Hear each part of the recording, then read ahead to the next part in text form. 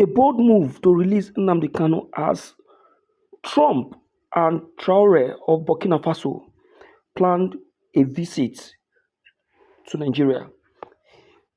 My dear listeners, in fact, I think we have really heard so much about this, and so many people have, questioned this this very visit. A lot will say, "I beg na lie, if it happen, Trump no fit come Nigeria." Now, in this very video, it has been revealed of the Burkina Faso's president, that is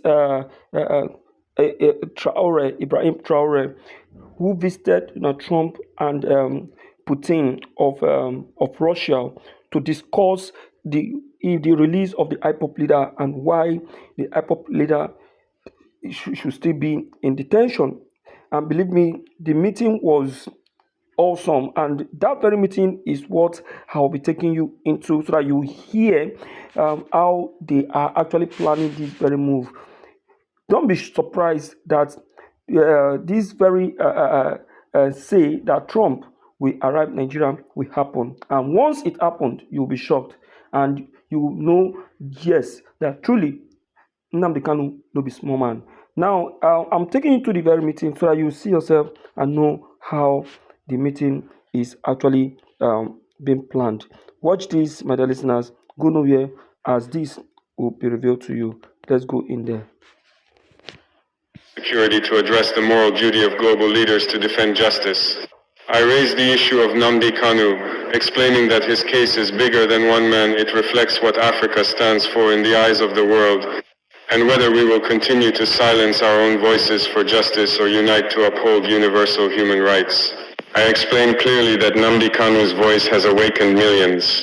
Agree or disagree with his methods, his message resonates with many Africans who feel unheard, unrepresented, and neglected.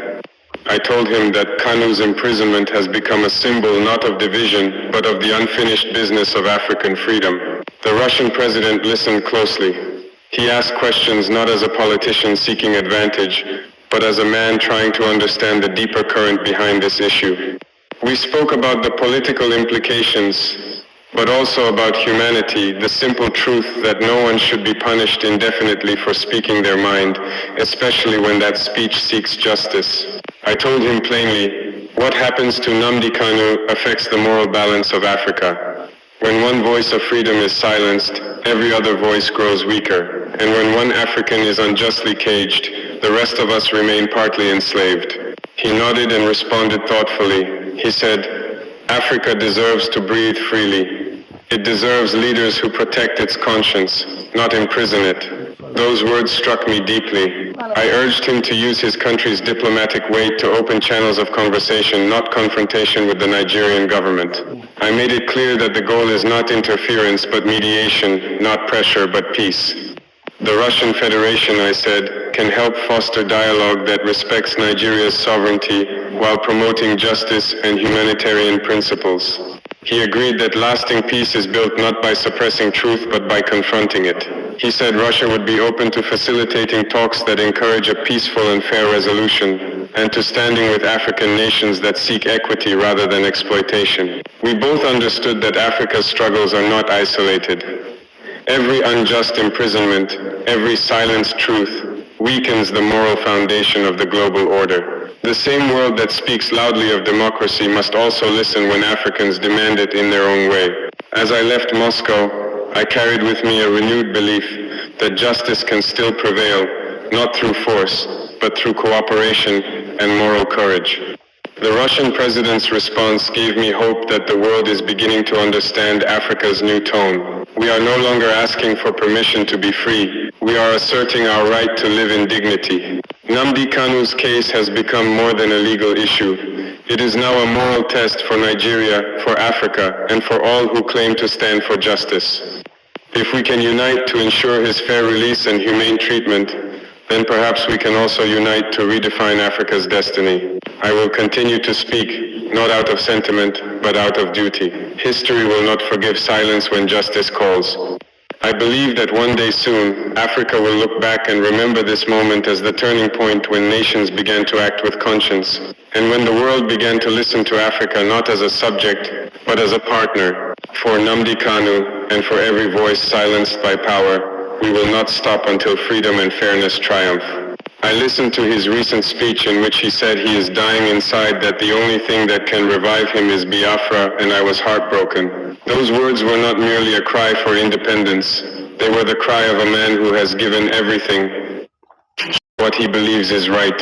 No leader with a conscience can ignore such a cry.